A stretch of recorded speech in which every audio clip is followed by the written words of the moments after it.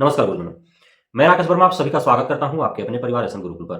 गुरुजनों, आज 24 फरवरी 2024 के दिन सभी बिहार के जितने भी छोटे-बड़े शिक्षक संघ और संगठन हैं, जो एक ही मंच पर एक बैनर तले जिसका नाम है बिहार शिक्षक एकता मंच, उस बैनर तले आज एक आपातकालीन बैठक पटना में बुलाया गया है।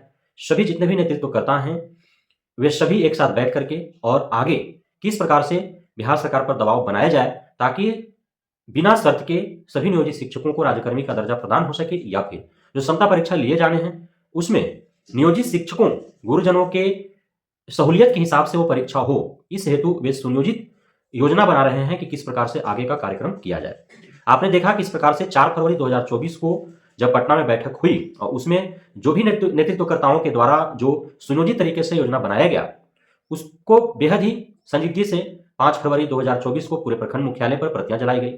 फिर जिला मुख्यालय में बैठकें हुई, जिला मुख्यालय में मशाल जुलूस निकाले गए, पटना में फिर समीक्षात्मक बैठक हुआ। उसके उपरांत 13 फरवरी 2024 को गर्दनी बाग में लाखों की संख्या में शिक्षक इकट्ठा होकर के विधानसभा घेराव हेतु उन्होंने अपना कार्यक्रम किया। उसके बाद उन्होंने अनशन पर भी बैठा, भूख हड़ताल भी किया।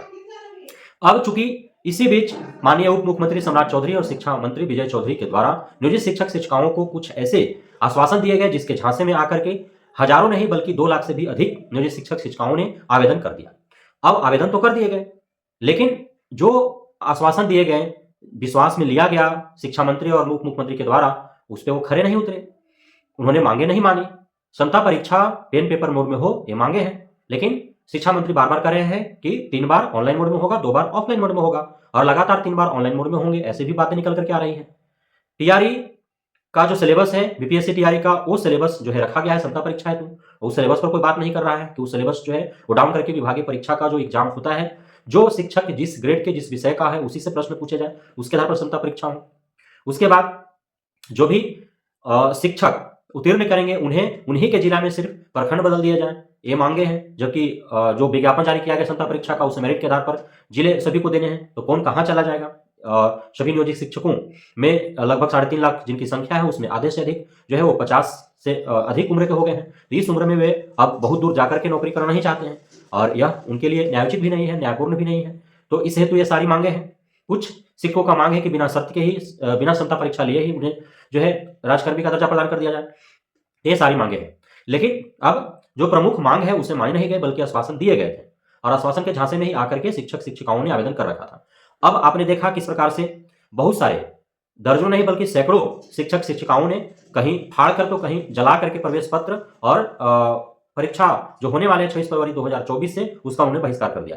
किसी को 26 फरवरी 2024 को ही प्रथम पाली में परीक्षा थी, किसी को द्वितीय पाली में परीक्षा थी और उन सभी ने जला करके और फाड़ करके, आपने देखा मोतिहारी से दर्जनों शिक्षक इकट्ठा होकर के एक साथ उन्होंने जलाया, जिसमें शिक्षक शिक्षिकाएं सभी शामिल थे। उन्होंने प्रवेश पत्र जला करके और उन्होंने जो है बहिष्कार किया। तो इस हेतु अब चूंकि मैंने पिछले के वीडियो में आपको बताया था कि जिस प्रकार से एग्जाम से पूर्व आवेदन जब हो रहे थे तो आवेदन के दरमियान जिस प्रकार से प्रतियां जला करके, मशाल जुलूस निकाल करके प्रखंड मुख्यालय जिला मुख्यालय पर आवेदन न करने का आह्वान किया गया, आवेदन का पूर्ण बहिष्कार किया गया, बावजूद इसके झांसे में आकर के नियोजित शिक्षकों ने आवेदन कर रखा। अब चूंकि उनको जो आश्वासन दिए गए तो आश्वासन पर खरा नहीं उतरा गया सरकार की तरफ से। इस हेतु अब एक ही उपाय है कि जो 26 फरवरी 2024 से एग्जाम होने हैं उसका पूर्ण बहिष्कार कर दिया जाए। तो उस हेतु अब सुनियोजित तरीके से योजना तैयार किए जा रहे हैं। आज का बैठक इसी को मद्देनजर रखा गया है। सभी प्लानिंग कर रहे हैं। शाम तक जो भी योजना बनाए जाएंगे नियोजित शिक्षक शिक्षिकाओं के नेतृत्वकर्ताओं के द्वारा, वो आपको बता दिया जाएगा एक दूसरे वीडियो के माध्यम से। लेकिन जहां तक उम्मीदें हैं कि उसी प्रकार से पुनः प्रखंड स्तर पर, प्रखंड मुख्यालय में दर्जनों नहीं बल्कि सैकड़ों की तादाद में जिन्होंने आवेदन कर रखा है और जिनको प्रवेश पत्र प्राप्त हो चुका है, वे जाएंगे मुख्यालय पर और एक साथ सभी शिक्षक शिक्षिकाएं प्रवेश पत्र जला करके और क्षमता परीक्षा का बहिष्कार करेंगे। उसके बाद जिला मुख्यालय पर भी वे ऐसा ही करेंगे। साथ ही कुछ ऐसे शिक्षक शिक्षिकाएं भी होंगे जो परीक्षा केंद्र पर परीक्षा देने के लिए जाएंगे, पर परीक्षा केंद्र पर ही वह ऑन रिकॉर्ड प्रवेश पत्र को फाड़ करके और वे क्षमता परीक्षा का विरोध जताएंगे, क्षमता परीक्षा का पूर्ण बहिष्कार वो करेंगे। तो ये सारे योजनाएं बनने जा रही है। आपको शाम तक सारे कुछ समझ में आ जाएगा क्या कुछ होने वाला है। अब है कि सरकार चाह रही है कि क्षमता परीक्षा लेकर के ही नियोजित शिक्षकों को राजकर्मी का दर्जा प्राप्त किया जाए।